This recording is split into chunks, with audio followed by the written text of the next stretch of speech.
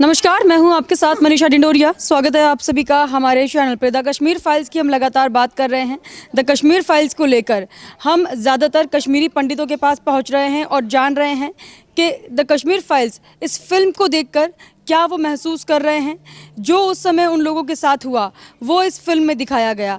अब इन लोगों ने ये फिल्म देखी, क्या लगा फिल्म देखकर, एक एक पहलू पर बात करेंगे, एक एक चीज़ पर बात करेंगे और ये भी जानेंगे कि हकीकत में क्या मंजर रहा था उस समय और क्या हुआ था इन लोगों के साथ जो ये वहाँ से पलायन करके दिल्ली आ गए हैं। तो तमाम लोग देख पा रहे होंगे, आप मेरे पीछे बैठे हुए हैं। एक एक करके मैं इन सभी के पास जाऊंगी, इन सभी से बातचीत करेंगे और जानेंगे क्या क्या इन लोगों का कहना है, क्या हुआ था और क्या कहानी रही। क्या नाम है सर आपका? मैं राजीव दर हूँ।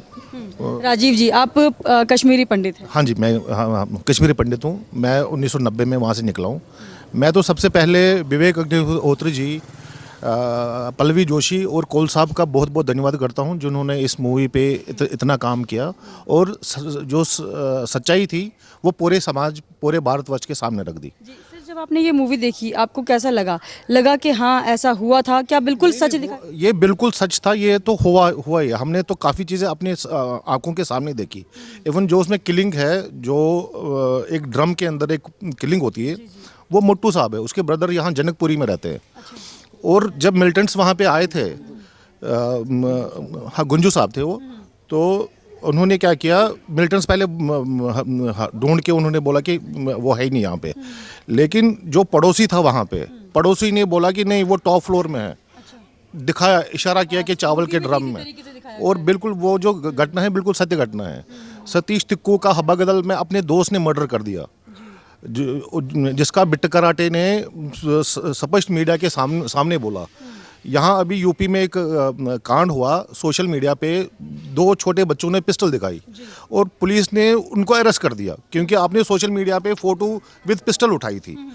तो यहाँ तो बिट्ट कराटे ने कम से कम हर मीडिया में बोला कि हाँ जी 21 तक तो मेरे को गिनती याद है, उसके बाद तो मेरे को पता ही नहीं कि हाँ मैंने कितने लोगों को मारा, और वो फ्री घूम रहा है। तो हम ये पूरा हमारे साथ जेनोसाइड हुआ है, हम इसका न्याय चाहते हैं। और मैं दोबारा शुक्रिया अदा करता हूँ विवेक जी का, जिन्होंने ये बोल्ड स्टेप उठाया और पूरा जो सच्चाई थी वो समाज के सामने रख दी उन्होंने। जी ठीक है सर, आपका क्या नाम है? आपका क्या नाम है सर? भारत भूषण भट्ट। जी सर, जिस तरीके से इस मूवी में दर्शाई गई है सारी चीज़ें, क्या कहेंगे कितना आप रिलेट कर पाए उस सबसे? देखिए, आप जो वहाँ पे ये भुगता है उसके लिए ये फिल्म जो आज हम देखने को मिली है, this is not the all.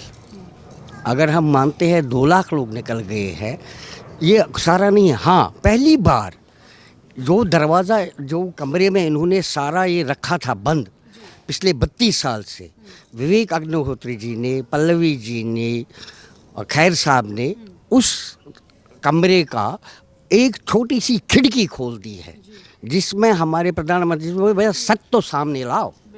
लेकिन हमारी विडंबना इस वक्त दूसरी है। सोशल मीडिया पे 2 नैरेटिव चलते हैं। एक नैरेटिव चलता है कि भैया ये डिवाइड करेगा between majority community and minority community. Number 1 जो इंडियन मीडिया में चल रहा है वो ये चल रहा है कि भैया ये सत्य आज तक आया नहीं सामने। मैं दोनों को निगेट करता हूँ। जिस भाईचारे की जो सोशल मीडिया में चल रहा है, ये भाईचारा है, हम ज़्यादा पीछे न जाके अगर 47 की बात करें, ये जो है, जो हमारे जो वहाँ पे जो बोलते हैं कि भाईचारा, ये सबसे बड़ी मक्कारी है। जो आज मीडिया में बोलते हैं, जो 35-37 साल का जो है, चाहे हमारे बच्चे हैं चाहे उनके हैं, कोई 1 घंटा भी कंपोजिट कल्चर में रहा है और आज वो मेरे को बताएगा कि इंसानियत क्या है, कश्मीरियत क्या है, वो मेरे को समझाएगा। ये विडंबना है।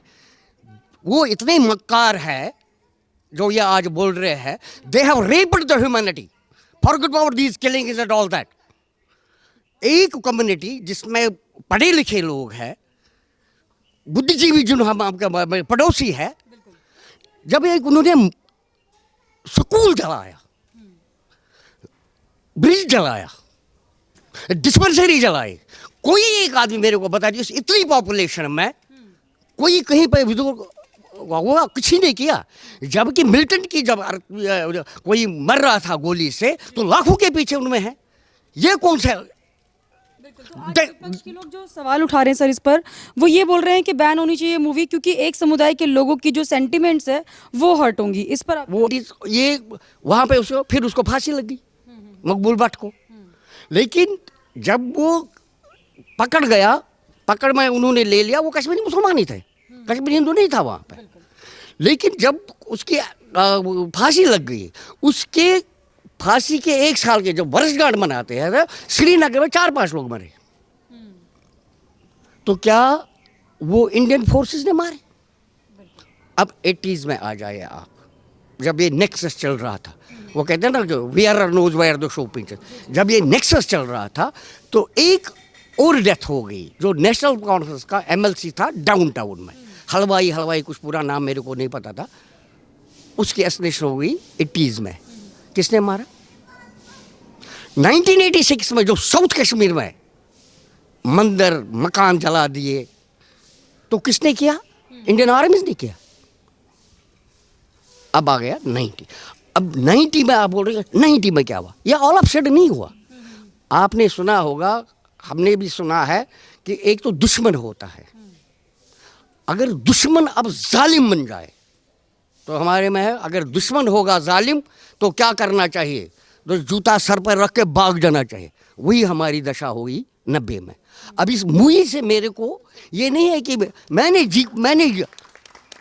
जिया है, ये मैंने देखा है, और ये भी देखा है कि कैसे ये हुआ। हमें तो सब हमारे सामने ये कहते हैं ना कि सब ये कश्मीर का नहीं है। 70 से पहले, क्योंकि हम इकट्ठे रहते थे वहाँ की जो मस्जिद, तब लाउड स्पीकर नहीं थे, जब नमाज होती थी, नमाज के बाद वो दुरूद पढ़ते थे, दुरूद के बाद वो दुआ मांगते थे। मैं 70s की बात कर रहा हूँ। 70s में जब दुरूद ये मांगते थे, वो बोलते थे वहाँ पे मरीज़न शफा, वो मरीज़ कोई भी हो सकता है, वो डिफरेंशिएट नहीं करते। बेरोजगार रोजगार पीछे से होता था आमीन। तो ये जब कल्चर था तो हम जो भी पूजा अगर होता था, हम जहाँ से भी जाए उसको, चाहे मंदिर हो, मस्जिद हो, चर्च हो, गुरुद्वारा हो, मत्था टेकते थे। लेकिन क्या कारण हुआ कि ये नैरेटिव बदला 72-73 में? ये नैरेटिव बदला किसने? ये नैरेटिव बदला है जब यूपी से अल्लाह वाले आ गए वहाँ पे, उन्होंने नैरेटिव बदल गया, फिर काफिर आ गया, फिर बाकी चीज। मैं आपको एक अपनी, मैं इट वॉज परहैप्स 77-78, मैं कॉलेज में पढ़ता था, डिग्री कॉलेज सोपोर। मेरा एक क्लास था एजुकेशनल साइकोलॉजी, मेरे प्रोफेसर साहब थे वो रहीम साहब थे। तो उसने एक वर्ष सुनाया मेरे को, आईने नव से डरना, तर्जे कोहन पढ़ना, मंजिल यही कठिन है कौमों की ज़िंदगी में। तो क्यों उन दिनों मतलब 70s में जो कॉलेज जाते वो सिगरेट पीते थे। दूसरा मेरा खाली था पीरियड, तो मैं बाहर गया, तो मैं सिगरेट पी के, उस दिन मैंने देखा कि 8-10 लड़के एक जगह जुट में बैठे थे। तो मैं जब गया तो हमारे भट्ट साहब जो हुर्रियत के फिर चेयरमैन भी बने, अब्दुल गनी भट्ट प्रोफेसर था, वो फारसी का प्रोफेसर था, और डिग्री कॉलेज सोपोर में उसका कोई स्टूडेंट नहीं था जो फारसी पढ़ता था, लेकिन वो था। अब वो वहाँ पे 10-15 लोगों के स्टूडेंट्स के बैठा है, और वो उनको समझा है, यूनान मिस्र रूम में सब मिट गए जहाँ से, अब तक अगर है बाकी हिंदुस्तान हमारा। तो उसको वो एक्सप्लेन कर रहा है, यूनान मिस्र रोम ये बड़ी तहजीब थी इस धरती पे, वो मिट गए हैं। किसने मिटाया? अब का मिटाने के लिए बाकी है तो हिंदुस्तान हमारा। ये 78 की बात है। Then he was chairman of the Hurriyat Conference. अब आ जाइए आप 90 में पॉलिटिकल प्रोसेस में, हमारा चीफ मिनिस्टर था फारूक साहब। 15 जनवरी तक 16 जनवरी तक अगर आप रिकॉर्ड्स देखोगे, जो मेन सिटी था 60% माइग्रेट हो गए थे। अब 90 जनवरी हम सिंबॉलिक मान रहे हैं क्योंकि 19 जनवरी को right from north up to south 100% of population they came on roads. Slogans I will not repeat. Congress ने इसके लिए अभी भी बीजेपी को जिम्मेदार ठहरा रही है कि उस समय बीजेपी की सरकार थी, जनता दल की. दो चीज़ हम अलग अलग कर लेंगे. वो तब भी वो मकारी बोल रहे हैं. हुकूमत बनी वीपी सिंह की दिसंबर इन द फर्स्ट वीक. उससे पहले किसकी हुकूमत थी? कांग्रेस की थी ना. दिसंबर में जितने भी बड़े बड़े एसोसिएशन हो गए वो दिसंबर से पहले हुए, दिसंबर के बाद नहीं हुए. जैसे टिकलाल टिपलू, प्रेमनाथ, गंजू, जितने भी ये है वो उससे पहले हुए. और मकारी देखो इनकी. पहली बार अगर गृह मंत्री का पोस्ट था वो तो मेरे पड़ोसी के पास था ना, सईद साहब के साथ, मुफ्ती सईद के पास. अब इस सिचुएशन में वो हमारे चीफ मिनिस्टर चले जाते हैं 17-18 जनवरी को. जाते कहाँ हैं? अगर क्राइसिस है and he is not involved तो भाग क्यों गया? जब तक नहीं हिंदुस्तान में कांग्रेस की सरकार आई वो लंदन से वापस नहीं आया. देन जो कहते हैं ना कि हमें इनके साथ कुछ नहीं है, उन्होंने उसको फिर चीफ मिनिस्टर बनाया. हमने तो नहीं बनाया. अब रही बात जो तुम्हें नहीं पता है, यहाँ पे अगर हमारी डेमोक्रेसी है कौन चलाता है? पार्लियामेंट में कौन होता है? Political parties. 1996 में स्टैंडिंग कमेटी जिसमें करीब 100-125 मेंबर्स पार्लियामेंट के थे, ऑल पॉलिटिकल पार्टीज, बिग और स्मॉल, एक कमेटी बनी. फिर सब कमेटियां बनी. फिर सब कमेटी के बाद भी फिर 4-5 एमपीज का एक समूह बना जिनको ये ड्यूटी दी गई भाई तुम जाओ फिजिकली देखो क्या है क्या नहीं है. तो लास्ट रिपोर्ट जो उन्होंने दे दिया 2009 में. और ये बोलते हैं ना नहीं पता ही नहीं है किसी को. ये है, अगर इसको जूम करके देखोगे इसके ये पूरा साइड ये इसमें थे पार्लियामेंट मेंबर्स. मेरा डॉक्यूमेंट नहीं है, आप वेबसाइट से चेक करोगे. Parliament of India, Rajya Sabha.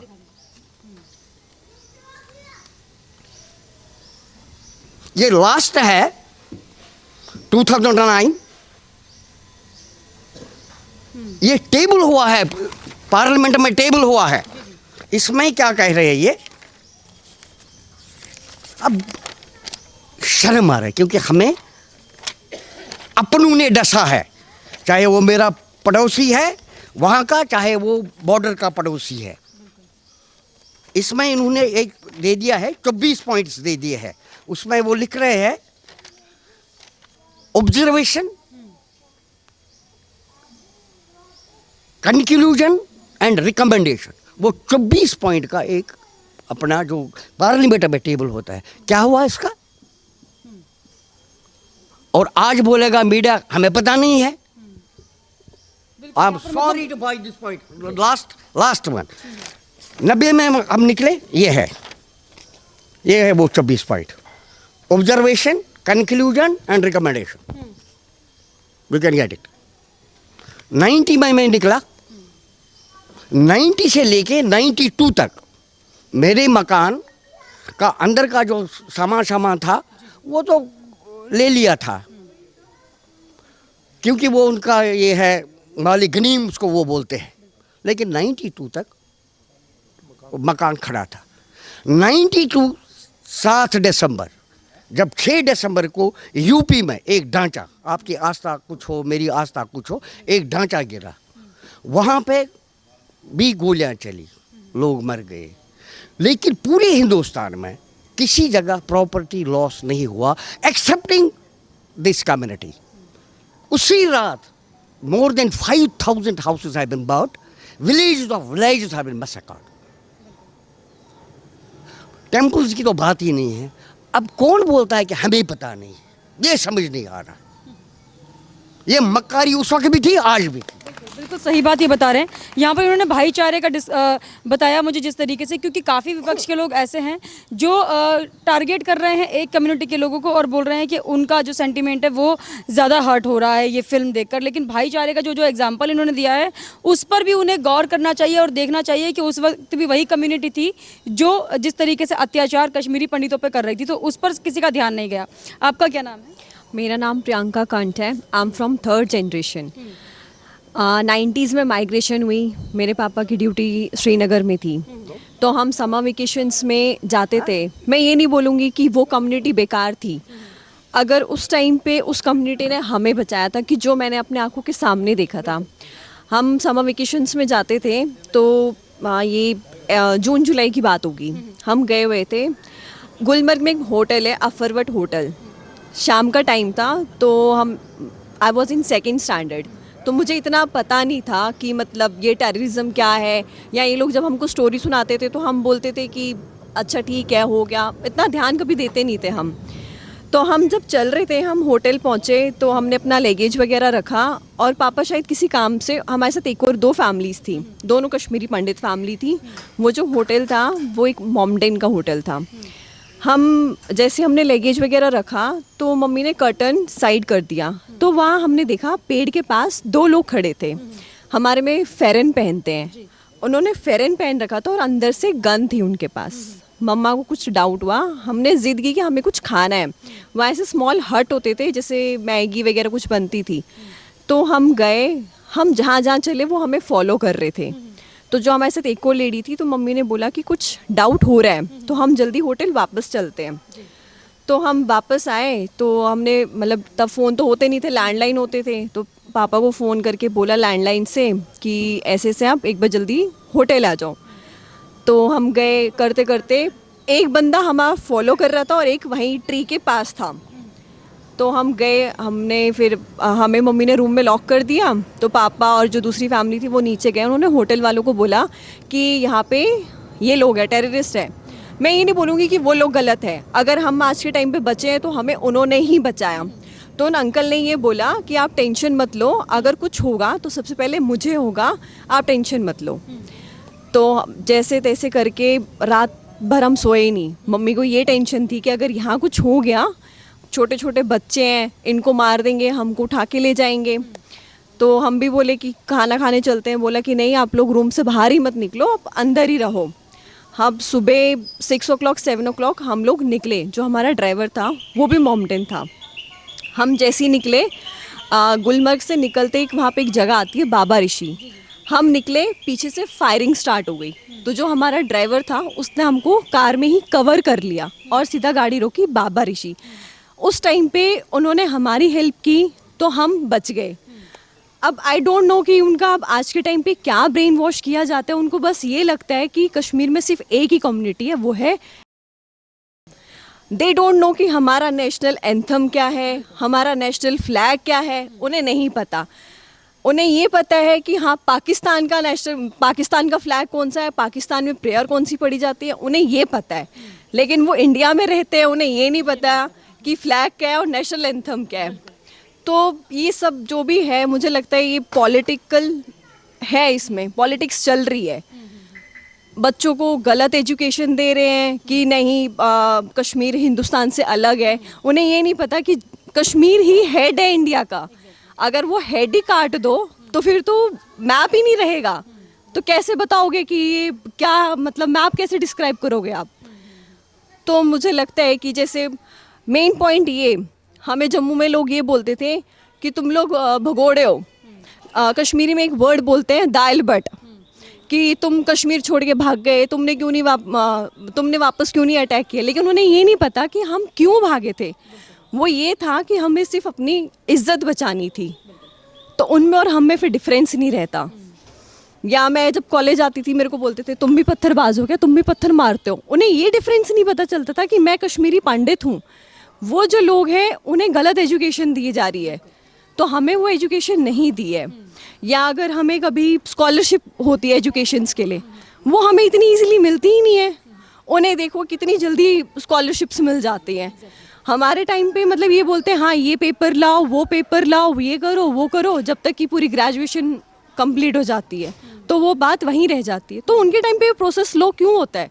एक बहुत मेन मुद्दा यहाँ पर ये उठा रही है एजुकेशन, जो कि उन लोगों को इस तरीके से नहीं मिल पाती को मिल रही है, और उनको आज भी ऐसा लगता है कि कश्मीर जो है इंडिया का पार्ट नहीं है, जो कि इन्होंने अपनी आंखों से भी देखा है और वहाँ पर फील भी किया है। आपका क्या नाम है आंटी जी? शशि बाला बेटे। आंटी जी, आप भी कश्मीरी पंडित है, क्या आपके जहन में रहा? मैं पंजाबी हूँ पर मैं बारामूला की रहने वाली हूँ। हाँ जी, तो मैं 70 में गई थी यहाँ से, तो अभी थोड़े से इतने नहीं थे, मतलब हालात कम होते जाते। जैसे ये बढ़ते गए तो इन्होंने क्या किया, एक्चुअली हम माउंटेन के में रहते थे, तो ये ना दीवार कूद के हमारे अंदर आ गए। इन्होंने जैसे ना गोलियां बरसानी शुरू कर दी। अब मेरे बच्चे थे छोटे छोटे, तो मैंने उनको अंदर बंद कर दिया। तो मैंने कहा ये क्या हो गया, ये क्या हो गया। मुझे कश्मीरी में बोल रहे थे मेरे को कि तू अंदर, नेर से अंदर। अच्छा, अब बच्चों को संभाल ले तू। मैंने कहा बच्चों को मैं क्या संभालूं। अच्छा, उधर से दीवारें कूद के ये आ गए।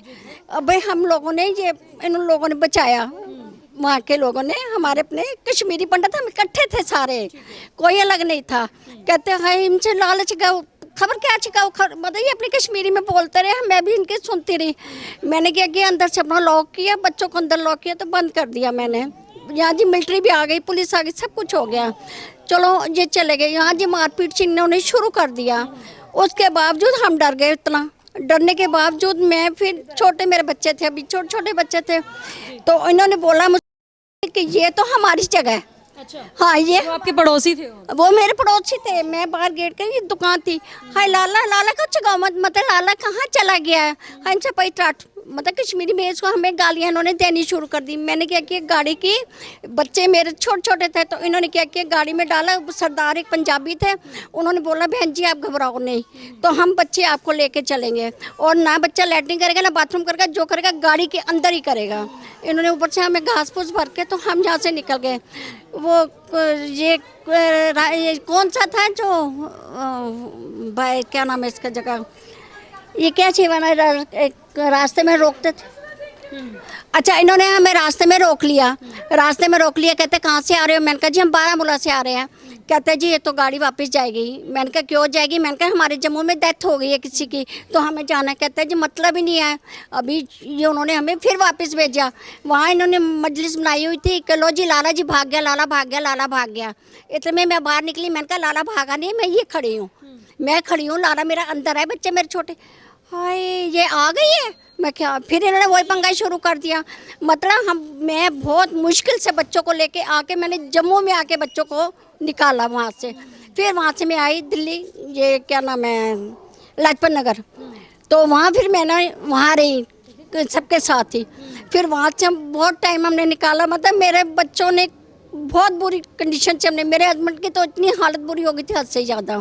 उस मुसीबत से हम यहाँ से निकले हैं। फिर हम सब वहाँ पर पड़ोसी थे, उन्होंने मदद नहीं की? नहीं, सारे थे ना, वो तो मजे ले रहे थे, थे वो तो। फिर हमने आके यहाँ पे लाजपत नगर में सांस ली, तो तब जाके हमें फिर वहाँ से फिर हम यहाँ आए हैं। ठीक है, देखिए पड़ोसियों की भी मदद इनको नहीं मिली यहाँ पर, जिस तरीके से ये बता रहे हैं आंटी, काफ़ी इमोशनल होकर। आपका क्या नाम है?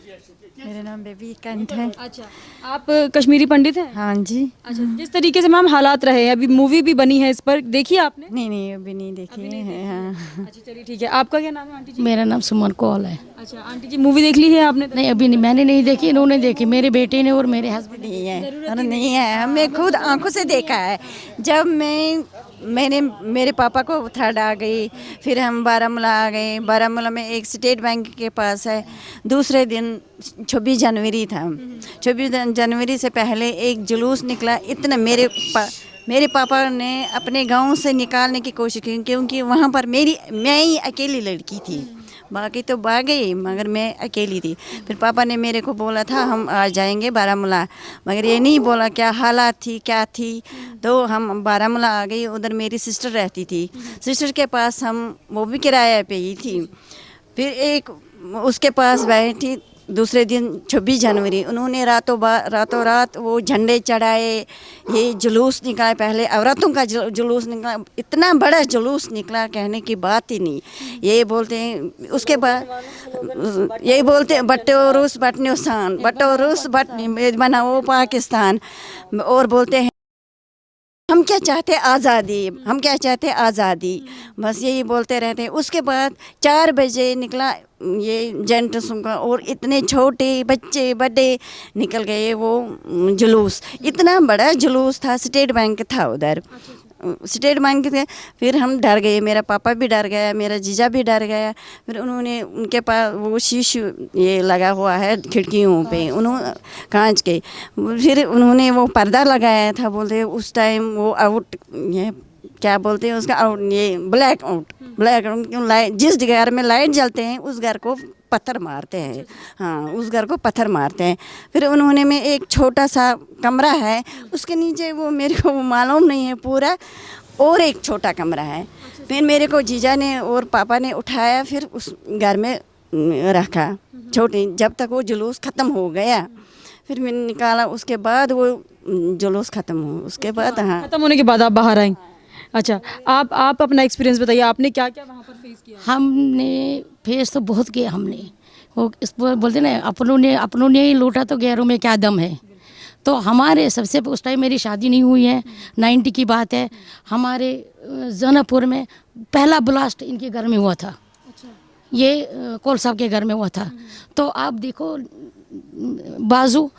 बाजू इसकी ब्लास्ट वहाँ वो उन्होंने कर दिया। तो उस दिन शिवरात्रि थी, इनको तो ज़्यादा पता है, मेरे को नहीं पता था, बाद में मैंने सुना था। तो हमारे घर में, मतलब हम तो कुलगाम के हैं, तो मेरे गांव का नाम आमनू है। तो वहाँ मेरे जो डैडी थे, हमारी ज़मीन थी, अभी भी वो मुझके पास ही है, नहीं दी। उन्होंने मकान बनाया वहाँ पे हमारी ज़मीन में, कब्ज़ा कर लिया। मैं पिछले साल भी गई, मैं लेके भी आई, तभी उनको कोई असर नहीं पड़ा। वहीं हमारे जो ज़मीन थे, भाग थे, बकीजे थे।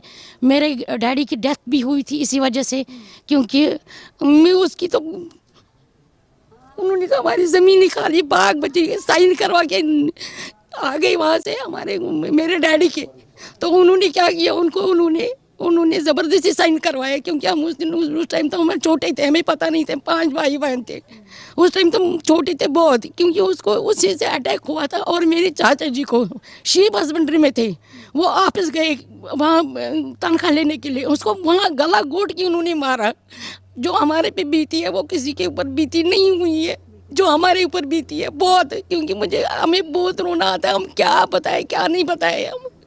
तो इस टाइम बोल रहे कि हमारे कुछ पता नहीं है, पता तो सब कुछ है। जब ये इन्होंने आज ये कश्मीर फाइल दिखाई, तो इसमें से सबों की आंखें खुल गई, सारे आ गए कि नहीं हुआ है कश्मीर के। पहले क्या कह रहे हैं, कश्मीरी भगोड़े है, वहाँ के कह रहे आपने जगमोहन नहीं निकाला, आपको किसी को तो निकाला ही नहीं, जगमोहन नहीं निकाला, ये तो तुम लोग हमें तो कुछ करा ही नहीं। थे हमने नहीं भगाया, नहीं कह रहा हमने नहीं भगाया, आपने क्या, आप तो खुद भगोने, आपने जगमोहन नहीं भगाया। जो हम नहीं देखी जिंदगी, टेंट में जिंदगी बिगाड़ी हमने। मैंने खुद टेंट में लेटते थे, ऊपर से पानी टपकता, हम नीचे थे, सारी भाई बहन हर एक मुसीबत में थे। सारे कश्मीरी, एक नहीं सारी कश्मीरी ने मुसीबतें उठाए थे। यहाँ रोड पे सोए थे हम, तो भी हमने बंदूक नहीं उठाए, तो भी हमने पत्थर नहीं उठाए। क्योंकि हमने क्या किया, हमने एक कपड़े में थे, बच्चों को कैसे हमने पाला, बच्चों को हमने एजुकेशन कैसे दी, हमें पता था।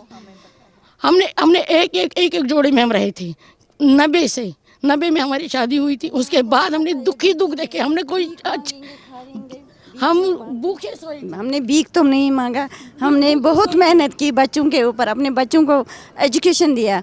इनको कश्मीर में भी था, पढ़े लिखे थे बच्चे, ये हमारे कश्मीरी हर जगह में कश्मीरी है, हॉस्पिटल में, मतलब जो भी गवर्नमेंट मुलाजिम था वो कश्मीरी पंडित ही था। इनके पास तो एजुकेशन नहीं था, ये इनको तो वही था, ये बच्चों को नहीं देंगे ज़्यादातर एजुकेशन उनके पास नहीं था, एजुकेशन कुछ नहीं, ये पढ़े लिखे नहीं थे। हमारे घरों में काम करते थे, हमारे घरों में खाते पीते थे, सारे ये मतलब मजदूरी करते हैं हमारे घरों में। उन्हीं लोगों ने अटैक किया। हाँ, उन्होंने मेरा ये एक्सपीरियंस है, जब मेरी शादी हुई थी, मैं उस टाइम ट्रेनिंग करती थी। मेरा फिर बेटा हुआ। मेरे घर वालों को पता नहीं है, मेरे मायके वालों को पता नहीं है मेरा बेटा हुआ। मेरे ससुराल वाले में मेरी ननंद अनमैरिड थी। फिर हमने उनको भगाया वहाँ से, हमें लेटर डाली थी मेरे हस्बैंड को कि हम इसको मार देंगे। वो सतीश तुक का ये था कि सतीश तुक्कू को मार दिया। फिर हमारे घर में मेरे हस्बैंड को लेटर आई, मेरे जेठ जी को, फिर जेठ जी और ये चले गए। हेट लिस्ट में नाम वो लोग दिखा। हाँ, हेट लिस्ट में नाम था, वो मेरे हस्बैंड का भी था। तो मेरे जेठ जी पहले ही निकल गए थे। हमने इनको बोला आप निकलो। मैं फिर ननंद के घर में थी, मेरी डिलीवरी होने वाली थी। डिलीवरी कैसे हुई, वो बीएस हॉस्पिटल में मेरा देवर था, ब्रॉडवे आर्मी हॉस्पिटल में। तो वहाँ से मुझे फिर वहाँ संदेशा पहुँचा जब मेरे लेबर पेन शुरू हो गए। लेबर पेन से गाड़ियाँ आई आर्मी की, उन्होंने मुझे ले लिया तो डिलीवरी हो गई। फिर बेटा हुआ, बेटे को पता नहीं है बाप कहाँ है, उसने देखा नहीं है। तो और न कपड़े भी नहीं थे हमारे पास, बिल्कुल कपड़े नहीं थे, कुछ भी नहीं था उस टाइम। मेरा जो घर था वो हवा कदल में था। हवा कदल से मेरे हस्बैंड वो कपड़े नहीं ला पाए। जहांगीर होटल में फायरिंग चल गई। फायरिंग चलते चलते मेरा हस्बैंड जहांगीर होटल के नीचे उस नाली में घुस गए कि गोली न लग जाए। फिर आ गए किसी तरीके से, कपड़े तो आ गए। फिर उसको भगाया, कहाँ चले गए, 50 रुपए जेब में थे, कैसे पहुँच गए जम्मू, कैसे, कुछ भी नहीं था, कैसे पहुँच गए, कहाँ पहुँच गए। 7 महीने के बाद उनको पता चला बेटा हुआ है। 10th 11th में ही थे हम, तो हमारी और चप्पल मेरे भी नहीं थी। मायके वालों को एक पूरे महीने के बाद पता चला मेरी डिलीवरी हुई है। इससे ज़्यादा क्या होना था। और बात दुख। देखिए मतलब डिलीवरी हुई थी, लेकिन घर वालों को ये नहीं पता था कि बच्चा भी हुआ है। तो जिस तरीके के कष्ट, जिस तरीके के दुख इन लोगों ने झेले हैं, सभी से मैं जान रही हूँ। सर आपका क्या नाम है? रामकृष्ण कौल। अच्छा, मैम बता रही थी आपके घर ब्लास्ट हुआ था। हाँ, बम ब्लास्ट हुआ 11 फरवरी 1990 में। अच्छा, 99 में, और यहाँ चोट लगे, हम 7 आदमी जख्मी थे पूरे। तो फिर आर्मी ने हमने वहाँ से बचाया, फिर वहाँ जम्मू आ गए हम। और उस टाइम बहुत बुरी हाल था, और मैं सिस्टर को और अपनी मदर को लेके आया हूँ, और कोई नहीं, बाकी किसका पता नहीं। बाकी 2 साल के बाद मिले हमें जो आया वो घर से, बेटियों के नहीं। आप अपनी सिस्टर और माँ को लेकर आप आ गए थे। हाँ बिल्कुल। अच्छा, क्या हालात रहे थे सर वहाँ पर? हालात के हालात जो ये पिक्चर में दिखा रहे हैं, बिल्कुल 110% राइट है। और उन्होंने अभी 7,000 फैमिली है ना, 7 लाख फैमिली, 7 लाख फैमिली की 7 लाख पिक्चर ये बनेंगे, 7 लाख कश्मीरी फाइल बनेगी। हर घर की अलग अलग फाइल है, और ज़बरदस्त भयानक हालात थे। मतलब ये है कि हर घर में इस तरीके की स्टोरीज निकल के आएंगी। जी, क्या नाम है अंकल जी आपका? विवियन भट्ट, विशंबरनाथ भट्ट मेरा नाम। सर जिस तरीके से बता रही थी मैम कि जो लोग आपके घरों में काम करने आते थे, जो भीख मांगने का काम करते थे, उन्हीं लोगों ने अटैक। जिनको हमने पढ़ाया लिखाया, मदद करी, हर वक्त नौकरी दे दी, वही हमारे को कलेक्शन को दूसरे दिन लेके आए। हमारे कोई पड़ोसी, वो बाहर से कोई नहीं आया, अफ़गानिस्तान से कोई मुसलमान नहीं आया जिसने मारा। हमारे ने अपने पड़ोसी ने मारा, जिसको सारे राज का पता था। आप जाओ, निश्चिंत रह जाओ, चाबी इधर रख जाओ, तेरा सामान कुछ नहीं हुआ। एपिसोड आई रिमेंबर, जो मैं मरते दम तक नहीं भूल सकता हूँ। मेरा एक कज़न है, I M from a very remote area which is called in the district of Anantnag. It is कम से कम 20 kilometers away from Anantnag. There was one of my colleagues. He was residing as a मतलब at Uttarasu is the village in the remote. उसके आगे मैं रह रहा था कोई और भी 2 किलोमीटर। तो वहाँ पर उसको वही अपने ही मास्टर था। He was a government teacher. He was called out of his place. उसको बुलाया यारों दोस्तों ने, उसको लेके गए। एंड रात भर हम ढूंढते रहे। इतनी वॉइस नहीं थी, गवर्नमेंट थी नहीं, पैरेलल हुआ था, मीडिया था ही नहीं, कोई था नहीं सुनने वाला। दूसरे दिन सवेरे जो है आवाज़ हुई कि मतलब तुम्हारी हमने तोहफा लाया है तुम्हारे। तो that man was cut into pieces, his legs were cut, his throat was slit and his eyes were टोन्ड आउट। ये पोजीशन हमने देखी। And then we didn't stop, we packed our whatever we had. आज जो लोग भाईचारे की बात करते हैं, जो लोग ये चीज़ें बोलते हैं कि अभी कांग्रेस का ही मैं एक देख रही थी ट्वीट, जिस तरीके से बोल रहे हैं कश्मीरी पंडितों की मरने की संख्या कम थी। It is more than that, because of that fact. जो रिमोट एरियाज में हुआ, जो पेपर में नहीं आया, जो नोटिस में नहीं आया, उनका कौन है? मेरे गांव के पास में ही है, एक चित्रकुला है, एक उत्तरसू। 2 आदमी तो यही है मेरे सामने, मेरी आंखों के सामने। वो जो था वो CID में काम करता था, ही वाज मतलब वो अच्छी पोस्ट पर था, and he too was also cut in pieces. ये तो हमारे को वो देते थे वो प्रेजेंटेशन देते थे, तो इस हालत में हम कहाँ रहे हैं? ये मेरे से पूछो, मेरी एक बच्चा था, एक लड़का था, रेलवे स्टेशन पर कैसे सोए, हम रात को रस्सी मानते थे एक दूसरे को, और गवर्नमेंट ने उस वक्त कहा थी डी फंडम था, मीडिया था नहीं। आपने बताया, आपने सुना है, आप भी इतने साल के हैं, कितने 20 साल या 25 साल के, आपने कभी सुना कश्मीर का?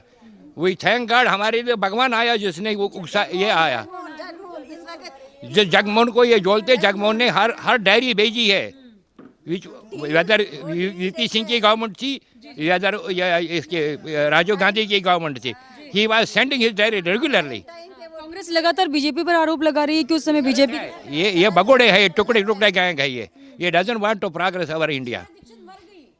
दीक्षित तो मर गई अब। जब वो साउथ एक्स कैंप में आए थे तब तो मैं नई दुल्हन थी, वो कैंप में आई थी, वो मदद करने के लिए नहीं है, उन्होंने बोला इनके बर्तन उठाओ फेंक दो, बाहर फेंक दो। शीला दीक्षित ने दीक्षित नहीं बोला, मैं वहाँ सपोर्ट थी।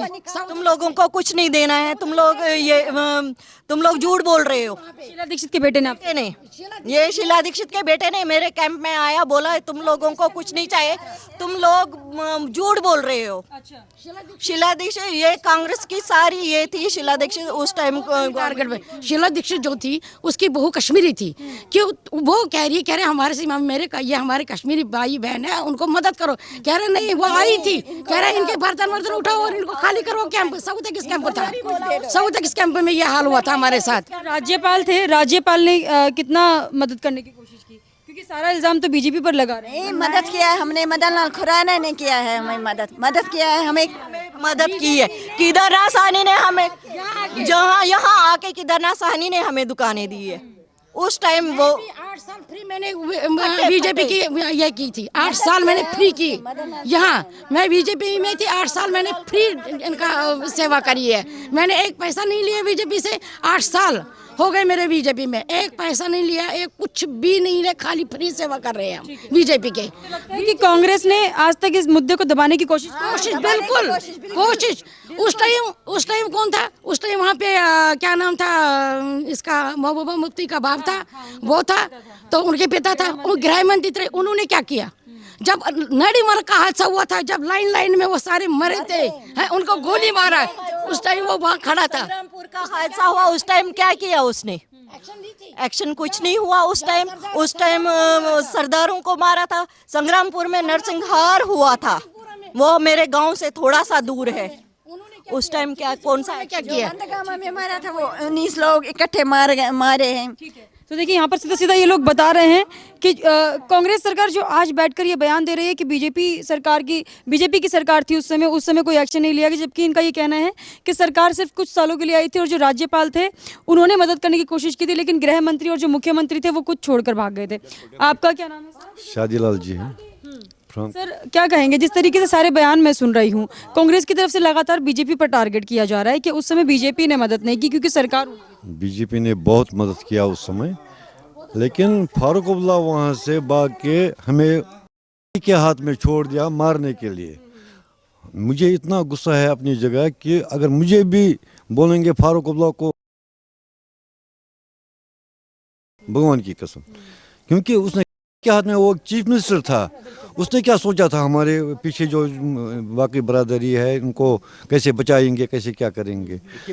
जैसे उनका प्लान ही था। वो एक वीडियो आया है मेरे को, वो JK अलफ का चीफ था और वो भी उस कांग्रेस ने उसको चीफ मिनिस्टर बनाया, और उसके बाद भी माइग्रेशन के बाद भी उसको चीफ मिनिस्टर बनाया। ये कांग्रेस की राजनीति है। अब मैं क्या बोलूँ, आपको सारा पता है, मुझे बोलने की जरूरत नहीं है। उसने आपको डॉक्यूमेंट्री एविडेंस दिखाई जो पार्लियामेंट की, इससे ज़्यादा क्या चाहिए आप लोगों को?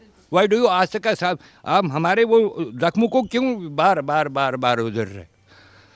ये तो हमारे ही परमात्मा है जिसने ये पिक्चर बनाई, जिसने ये बाहर निकला, ये कुछ सच अभी ये पूरा नहीं है। इट इज़ ओनली 10% और 5%।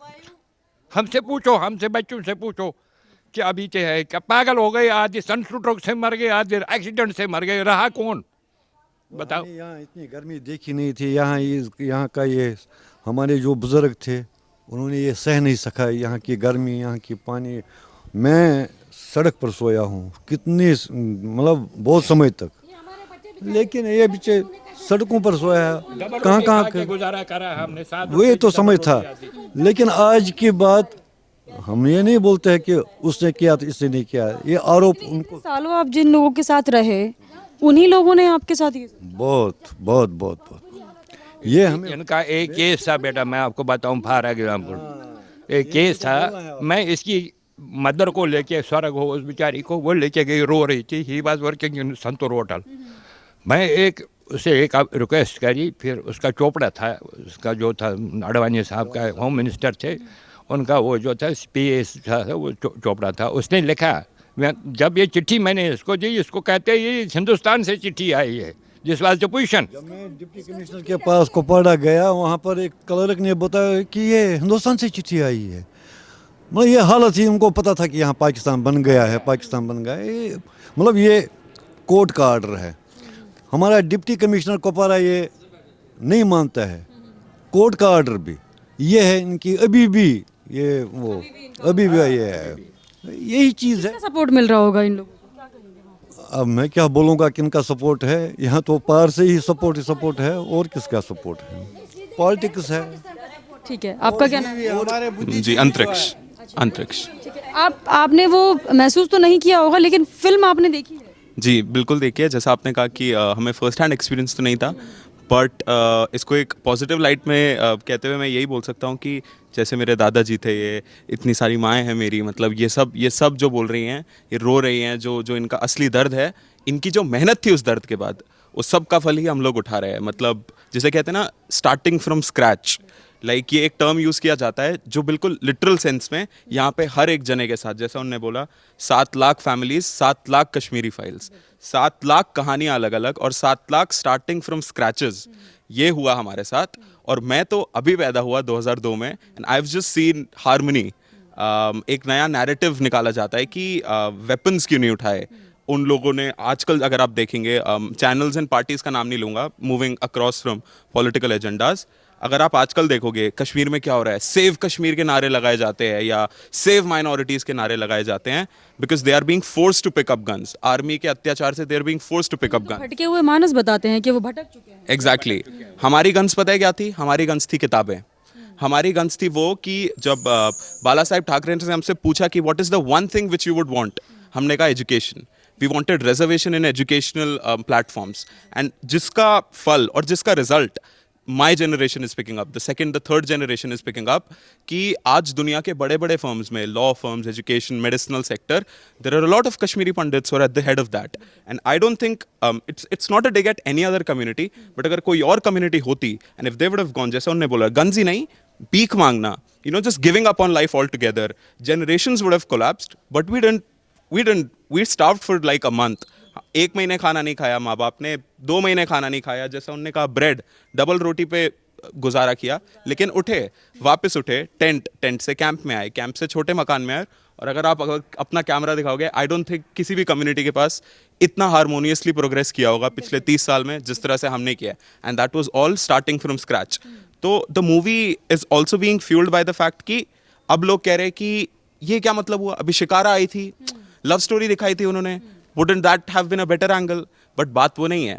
बात करते हैं कि अब जलूसे निकाले जाएंगे, हमें अगर वापसी करना होता तो हम कर चुके होते, but that's not our ideology. Kashmiri Pandits की आइडियोलॉजी वो कभी थी नहीं, और वो रहेगी भी नहीं। जैसा उन्होंने बोला कि एक भगोड़े का टैग लगाया गया था, that tag has forever vanished.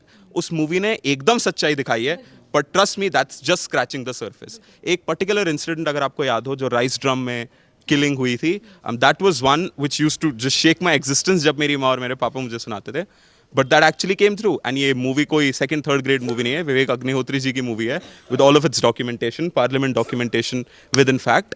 तो वो जो भगोड़े वाला टैग, इट्स नॉट अबाउट कि अब आप रिटर्न करोगे ना, what do you guys want, it's about कि people like everyone in this world knows our story now।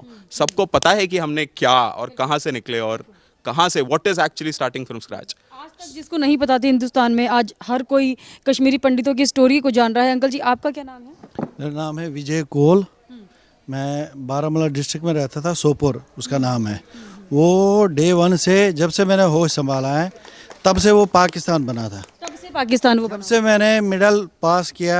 हम क्या 15 अगस्त होता था, 26 जनवरी होता था, तो स्कूलों में वो मार्च पास्ट चलता था। तब से आज तक मैंने वहाँ हिंदुस्तान का झंडा कभी नहीं देखा। एक बार मैं गया था मार्च पास्ट में, तो वहाँ लाठीचार्ज हो गया, वहाँ भगा गया। उसके बाद मैंने आज तक वहाँ हिंदुस्तान का झंडा नहीं लहराते हुए देखा।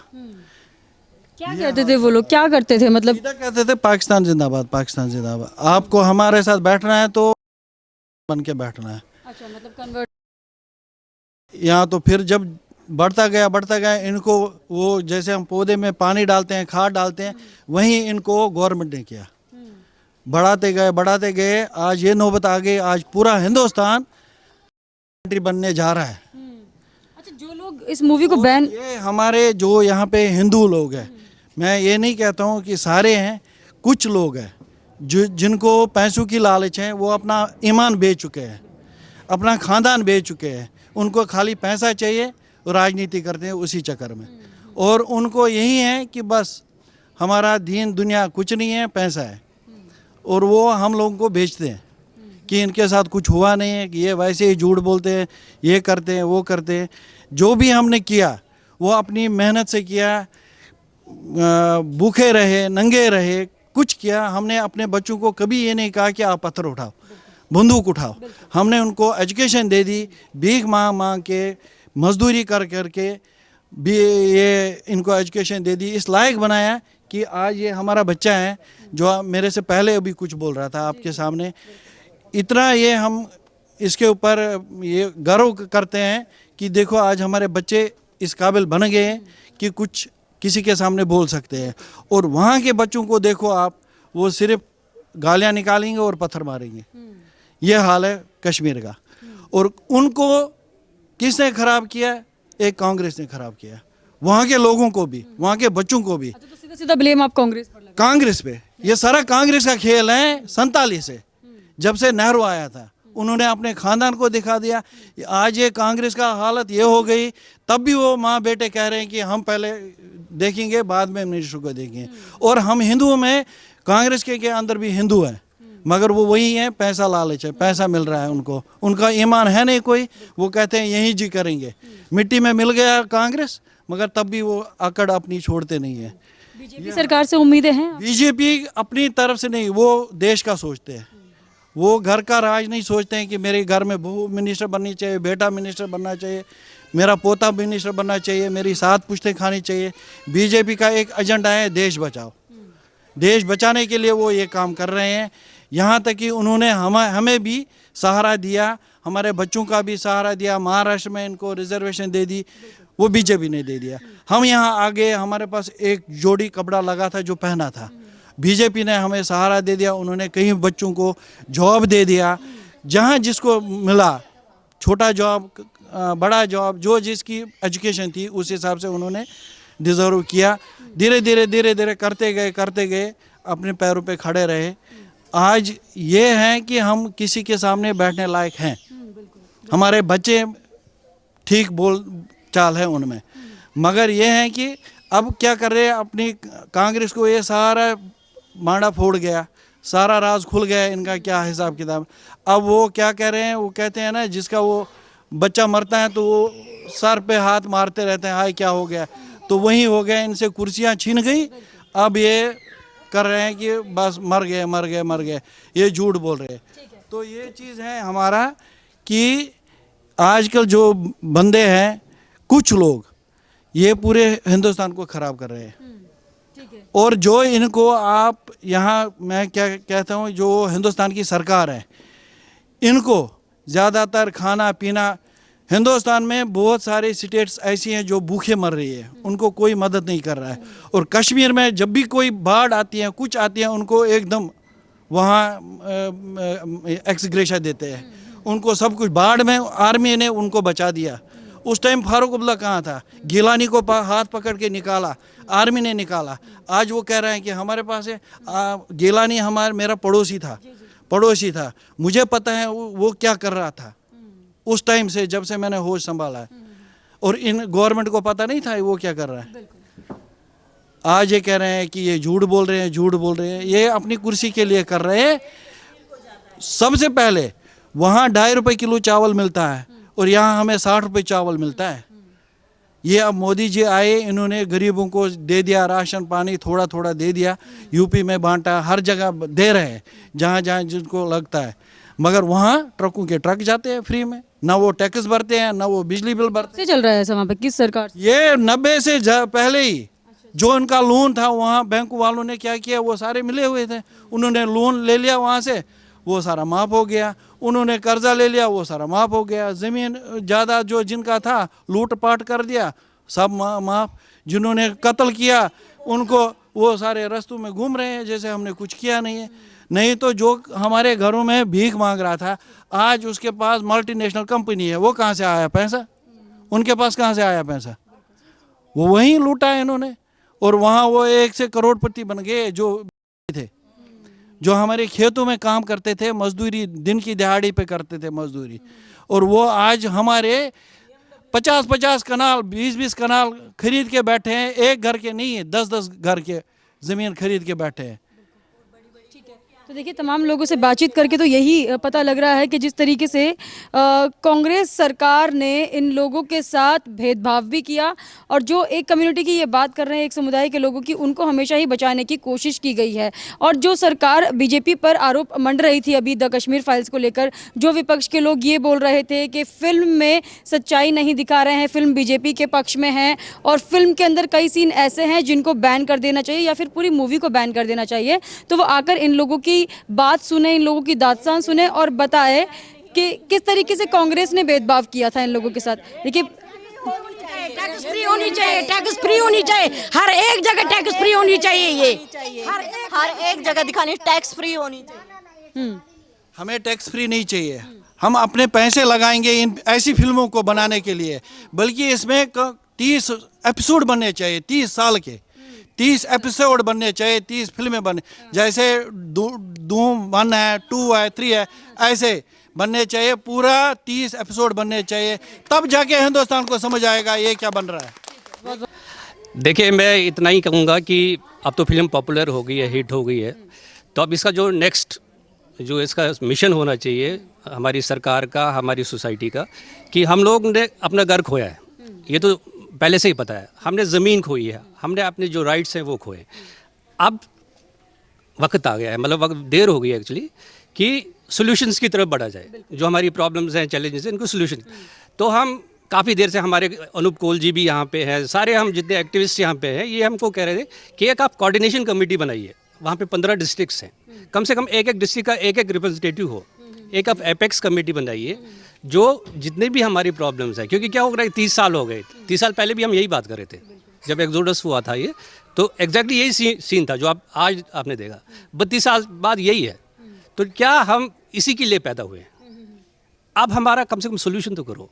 मतलब रिहेबिलिटेशन तो ठीक है, लेकिन रिहेबिलिटेशन का जो पहला स्टेप है कि आप एक एपेक्स कमेटी बनाइए, जिसमें हर एक डिस्ट्रिक्ट से कम एक रिप्रेजेंटेटिव हो, बाकी आप एमिनेंट पीपल्स। तो क्योंकि इसमें ये सोल्यूशन सरकार से नहीं आएगा, ये उन लोगों से भी बात करना है, मेजॉरिटी कम्युनिटी से भी बात करनी है, क्योंकि हमें अपना वहाँ पे ज़मीन चाहिए, हमें अपना घर चाहिए, अपना हक चाहिए। तो ये तभी होगा जब एक डायलॉग होगा। डायलॉग तो तब होगा जब हमारी यहाँ एक प्लेटफॉर्म होगी। तो इस सरकार, मैं तो इन सब से थोड़ा सा एक अलग से बताऊँगा कि ये सरकार हो या कोई भी सरकार हो, इन्होंने हमें एक होने नहीं दिया है, अलग अलग वॉइसेस हो गई है। तो एक ज़रूरत ये है कि हमारी वॉइस को इकट्ठा किया जाए, और इकट्ठा करने का एक सही फार्मूला, एक सिंपल फार्मूला है। आप इंटर डिस्ट्रिक्ट कमेटी, या 15 डिस्ट्रिक्ट हमारे कश्मीर के हैं, हर एक जहाँ ज़्यादा पॉपुलेशन है वहाँ के 2 ले लीजिए, फिर आपके एमिनेंट पर्सन सरकार की तरफ से रिप्रेजेंटेटिव, पॉलिटिक्स की तरफ से हो जाएगी, एक अच्छी कमेटी बनेगी।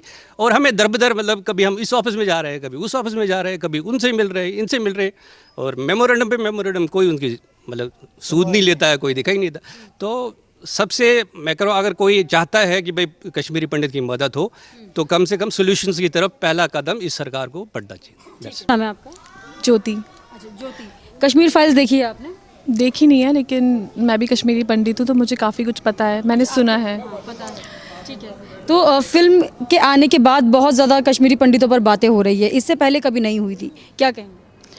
मैं यही कहूँगी कि इस मूवी के आने के बाद काफ़ी अवेयरनेस होनी चाहिए लोगों में, क्योंकि नहीं पता लोगों को कि क्या एक्चुअली हुआ था, और जिस तरीके से वो ट्रीट करते हैं कश्मीरी पंडित्स को, और जो उनके दिमाग में जो एक इमेज है कश्मीरी पंडित्स के लिए, शायद इसके बाद क्लियर हो जाएंगी। और यही मैं कहूँगी कि मैंने भी देखा है अपने पेरेंट्स को, अपने इन लॉज को इस चीज़ में स्ट्रगल करते हुए, तो बहुत मुश्किल था उस फेज़ में, और मैं बहुत छोटी थी, मैंने सिर्फ देखा है, कभी ऑफ कोर्स फील नहीं करा। लेकिन इस मूवी के बाद जो मैंने प्रोमोज देखे हैं और रिएक्शंस थे इतने सारे लोगों के, तो मैं भी लगता है कि अब जस्टिस होगा, थोड़ा होना चाहिए, होप्स हैं, और होप है कि हो सकता है। तो देखिए, द कश्मीर फाइल्स के बाद से कश्मीरी पंडितों पर बहुत ज़्यादा चर्चा होने लग गई है, जो आज से पहले कभी नहीं हुई है। 30-32 साल के अंदर देखिए, आज तक कश्मीरी पंडितों के दर्द को किसी ने महसूस नहीं करा, लेकिन फिल्म के रिलीज़ होने के बाद से ही देश के हर एक नागरिक के मुंह पर द कश्मीर फाइल्स का नाम है। अनूप कौल जी मेरे साथ है, कश्मीरी पंडित हैं ये भी। सर से थोड़ा बहुत डिस्कशन करेंगे, जानेंगे कि विपक्ष के लोग जिस तरीके से मूवी को बैन करने की लगातार मांग कर रहे हैं, उस पर इनका क्या कहना है। सर, क्या कहेंगे, विपक्ष के लोग क्यों बैन कराना चाह रहे हैं इस मूवी को? मैं अपनी बात की शुरुआत एक छोटी सी बात से शुरू करना चाहता हूँ। मेरी पीड़ा मुझसे मत पूछो, मैं अपने घर में दंडित हूँ। मेरी पीड़ा मुझसे मत पूछो, मैं अपने घर में दंडित हूँ। मुझे बचाने कोई ना आया, क्योंकि मैं कश्मीरी पंडित हूँ।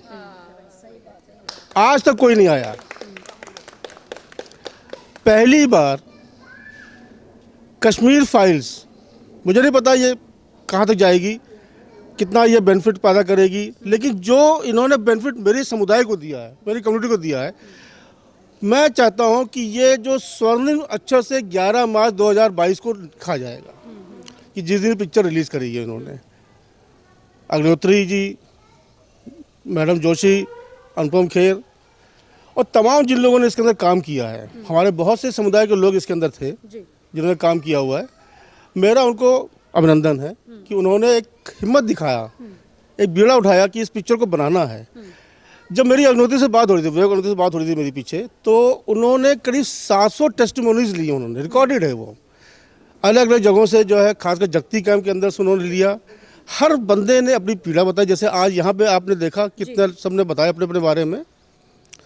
हर घर की एक कहानी है।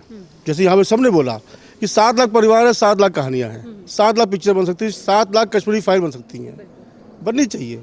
मेरे ख्याल से अब ये मौका आ गया है कि कुछ और डायरेक्टर्स, प्रोड्यूसर्स आएंगे, क्योंकि वैसे तो भीड़ चाल है हमारे यहाँ, लेकिन इस पिक्चर ने बॉलीवुड की आंखें खोल दी। कंगना रनावत ने कल बोला है कि बॉलीवुड का पाप धुल गया इस पिक्चर से, क्योंकि वहाँ पे Khans, I am Khan, I am not a terrorist, I am called but I am terrorist नहीं।